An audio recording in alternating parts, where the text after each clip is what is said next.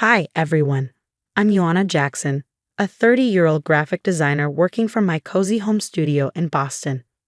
Today, I'm sharing how my seemingly perfect life unraveled into chaos. But don't worry, I emerged stronger. One morning, Andrew, my husband, casually announced, "Honey, your mother's coming over for coffee." No warning, no concern for my looming deadlines.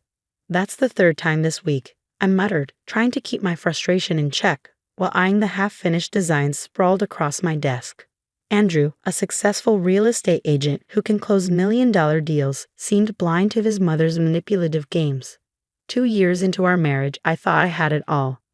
A loving husband, a thriving design business, and a beautiful home office. But there was one glaring problem. Anna, my mother-in-law from hell. "Did you reorganize my spice cabinet again?" I confronted her during one of her uninvited visits. "Oh, darling," she cooed, her syrupy voice grating on my nerves. "I'm just helping. You're so busy with your little computer drawings." At Sunday dinner, she struck again. "So Andrew tells me you're working on a big project," she said, slicing her meat with surgical precision. "Yes, it's for a major tech company," I replied, proud of my progress. "Speaking of projects," she interrupted, "Helen's daughter is starting a design business. Maybe you could give her some tips." That night, I noticed something strange. My laptop's portfolio tab was open. I never leave it open. "Babe, did someone use my computer today?" I asked. Mom needed to check her email. Andrew shrugged.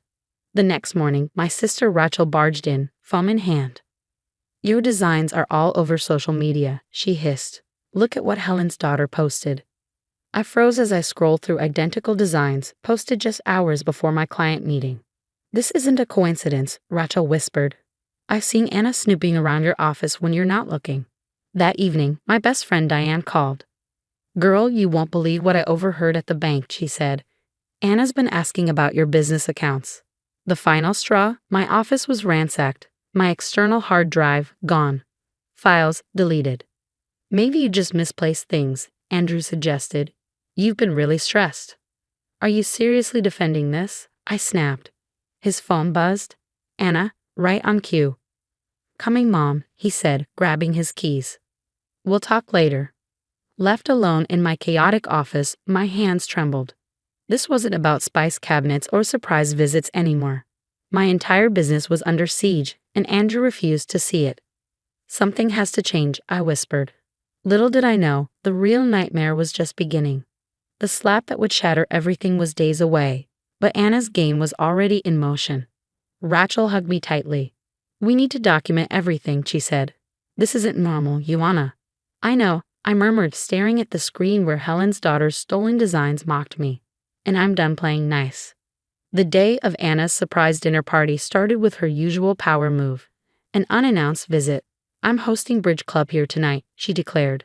"Helen and Barbara are bringing their husbands. Don't embarrass Andrew." I was knee-deep in my biggest project yet, with a major deadline looming. My client needed the designs by 8 p.m. "These have to be perfect," I muttered, rushing between my desk and the kitchen. Then everything fell apart. The smoke alarm blared. The roast was burning. Meanwhile, corrupted files appeared in my project folder. "Something smells burnt," Anna's voice rang out from the dining room. "Just a small setback," I called back, panic rising. As I tried to salvage dinner, the file transfer kept failing. My heart sank. Someone was accessing my cloud drive. The doorbell rang again. Helen and Barbara swept in, their husbands in tow. "Still not ready." Helen smirked. "Need any help, dear?" Barbara asked, her fake concern dripping like honey. My phone buzzed. Another client message. "Where are the designs?" "Just 15 more minutes," I whispered. Then it happened. A sharp, stinging slap echoed through the kitchen. Anna's hand. "15 minutes," she sneered. "My friends are waiting." The room spun as Helen pulled out her phone recording. "Mom, calm down," Andrew finally intervened. "Don't you dare tell me to calm down," Anna shouted. "Your wife is destroying our family's reputation." I touched my cheek, tears welling up. "She's just stressed," Andrew whispered later that night. "You know how important these dinners are." My phone buzzed one last time. Client contract terminated. I locked myself in my office, hands trembling as I opened my design folders. Everything was gone, completely wiped. You should apologize to Mom, Andrew said, knocking softly on the door. Apologize? I whispered, disbelief cutting through my grief.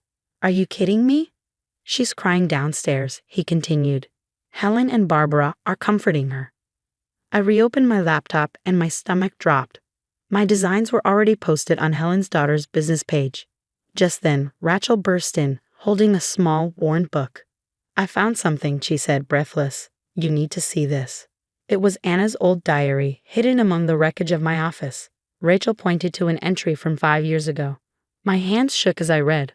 Finally got rid of that gold digger. A few well-placed rumors, some financial sabotage, and she's out of the picture. No one ruins my son's future, except who I choose. This isn't just about tonight, Rachel whispered. She's done this before. And Andrew, he's as much a victim as you are. But that doesn't excuse him. I stared at my reflection in the dark screen, my cheeks still red from the slap. This ends now, I said quietly. For the next week, I played the part of the broken wife, watching Anna's smug face as she basked in her supposed victory. She had no idea I was setting the perfect trap. I think I need therapy, I sniffled during Sunday dinner. Maybe I'm not good enough for this family. Oh, darling, we all have our limitations, Anna said, her smile as sweet as poison. Helen and Barbara exchanged smug glances. That night, I left my laptop open, a folder labeled New Designs. Confidential prominently displayed. Hidden cameras I'd installed captured Anna sneaking into my office at midnight. Got you, I whispered, watching the footage of her copying files. The next morning, Diane from the bank texted me. Anna tried to access your business accounts again. We flagged it. Another message from Rachel. Found the connection. Jimmy the Shark Martinez. Anna owes him big time. Later, I met Andrew's sister, Emma, at a quiet cafe. She hesitated before speaking. There's something you should know about my mother, she said. Remember Lucy, the church treasurer who moved away? What about her? She didn't move. She found discrepancies in the church accounts. Mom made sure she was discredited. The church fundraiser was in full swing when I made my move. Such generous donations, Anna announced from the podium, especially from our anonymous benefactor. Funny you should mention that, I said, standing. The bank has questions about those donations. Anna's face twitched. This isn't the time, she said, her voice strained. It's never the time, is it? I shot back. Just like it wasn't the time when Lucy found the missing money. The room went silent. How dare you? Helen snapped, rushing to Anna's defense. Show them the transfers, Anna, I challenged. Show them where the money really went. Barbara grabbed her purse, ready to flee. You ungrateful little. Anna lunged, but Emma stepped between us. Enough, Mom, Emma said firmly. I found your gambling receipts. Andrew stood frozen as his perfect family image shattered. Baby, she's lying, Anna pleaded, turning to him. Your wife is trying to destroy us. My phone buzzed. The startup using your stolen designs just got served a cease and desist. Check your phone, Hannah, I said, smiling. Helen's daughter is looking for you. Anna's face paled as she read the message. You set me up, she hissed. No, you did this to yourself, I replied. Every file you stole was watermarked. Every secret conversation recorded. Every bank transfer tracked. Emma stood beside me. The church board wants to see you, Mom, she said. Now. Andrew, do something, Anna screamed. But Andrew just stood there, silent, finally seeing his mother for who she really was. Meeting someone later? I asked, feigning innocence. Maybe Jimmy Martinez. Anna's eyes widened in panic. Whispers rippled through the crowd at the mention of the loan shark's name. This isn't over, she hissed, grabbing her designer bag. Actually, it is, I said. The FBI is very interested in those offshore accounts you've been using. As Anna stormed out, her perfectly crafted world crumbling around her, I caught Helen and Barbara trying to slip away. Don't forget your recordings, I called after them. The ones you edited to make me look crazy. I have the originals, I whispered, watching Helen and Barbara leave the church hall in handcuffs. The room emptied, leaving Andrew standing alone. Ioana, he began, his voice uncertain. I held up my hand, cutting him off. Save it. The divorce papers are on your desk. 1 year later, I stood at the podium, accepting the award for Most Innovative Agency of 2024 at the Digital Design Awards. The applause echoed around me, a testament to how far I'd come. As I stepped off stage, my assistant leaned in. Your security system detected movement at the back entrance. I glanced at the surveillance feed. Anna, her once impeccable designer wardrobe was replaced by a worn waitress uniform. She was arguing with security. Ma'am, you're not on the list, the guard said firmly. But that's my daughter-in-law, she pleaded. Ex-daughter-in-law, I murmured, watching her desperation through the screen. My phone buzzed. A text from Rachel.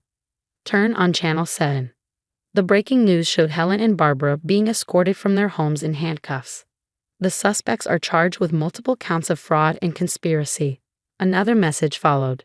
Andrew, can we talk? I've been in therapy. I understand everything now. I stared at the screen for a moment, then deleted the message. Ms. Jackson. A young designer approached me at the after-party. Is it true about Anna Thompson's gambling ring? Old news, I said, sipping my champagne. Focus on your designs. Emma joined me, elegant in her new business attire. Mom's working at Denny's now. She tried getting help from her old church friends, but they're either in jail or pretending they never knew her. I smiled. What about the loan sharks? They took everything, Emma replied, even her precious china collection. Another buzz, this time from Diane at the bank. Anna tried to open a new account today. Denied. She's on every fraud watch list. Later that night, alone in my office, I opened an email from Andrew's lawyer. Final divorce settlement ready for signature. Without hesitation, I clicked approve. My security system pinged again. Anna was sitting in her beat-up car outside. Should we call the police? My assistant asked. No need. She can't hurt me anymore. I gathered my awards and designs, turned off the lights, and walked out the front entrance. Anna's car was still there, but I didn't even glance her way. Some people call it karma. I call it justice. My phone buzzed one last time, a notification that Anna's latest loan shark victim story had gone viral. I smiled, deleted it, and stepped into my new life. Yet as I reflect, a question lingers. Was I too harsh by refusing Andrew's apology? He grew up under Anna's manipulation and finally broke free, realizing how toxic she was. Breaking generational trauma is no small feat. Some believe it deserves a second chance, especially when someone shows genuine growth. But I chose to prioritize my peace and success over reconciliation. What would you have done in my position? Could you forgive someone who enabled years of gaslighting and emotional damage? Or do some bridges, once burned, deserve to stay in ashes? Share your experiences and thoughts in the comments. Have you ever had to choose between forgiveness and self-preservation? How did it turn out? If my story resonated, consider hitting that like button and subscribing for more real-life stories about standing up to toxic people and choosing yourself. Sometimes the strongest thing we can do isn't fighting back, it's walking away and never looking back.